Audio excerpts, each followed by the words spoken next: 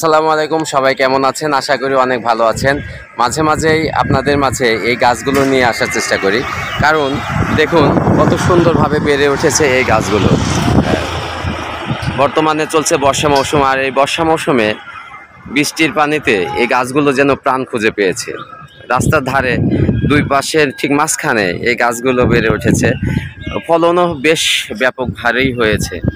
হ্যাঁ, এখানে দেখতে পাচ্ছেন ফুলের সাথে ফলও প্রচুর এসেছে, অন্যান্য গাছে এসেছে এবং অধিকাংশ গাছেই, অর্থাৎ যিনি এই কাজটি করেছেন, পরিশ্রম করেছেন বিধায়ী এত সুন্দর ফলন পেয়েছেন, নতুবা তিনি এরকম ফলন পেতেন না। তার সাথেও আমার এর আগে কথা হয়েছিল। তিনি সুন্দর সাক্ষাৎকার দিয়েছিলেন। তিনি বলেছিলেন এই পাশেই মাদ্রাসা রয়েছে, সেই মাদ্রাসার সন্তানদের জন্য তিনি এই ফলগুলো খাওয়াবেন এবং কিছু বিক্রি করে আর্থিকভাবে লাভবান হওয়ার চেষ্টা করবেন।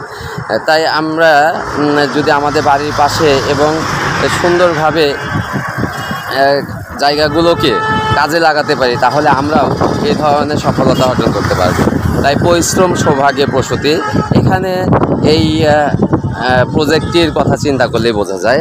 তাই আমরা অবসর সময়কে কাজে লাগিয়ে এবং অবসর সময়গুলোতে ভালো কাজে উদ্বুদ্ধ হয়ে সবাই যেন আমরা একটা সফল ভাবে নিজেকে পরিচিতি এবং পরিচয় করাতে পারি, এই কামনায় আপনাদের মাঝে থেকে আজকের মতো এখানে বিদায় নিচ্ছি। ধন্যবাদ। আসসালামু আলাইকুম।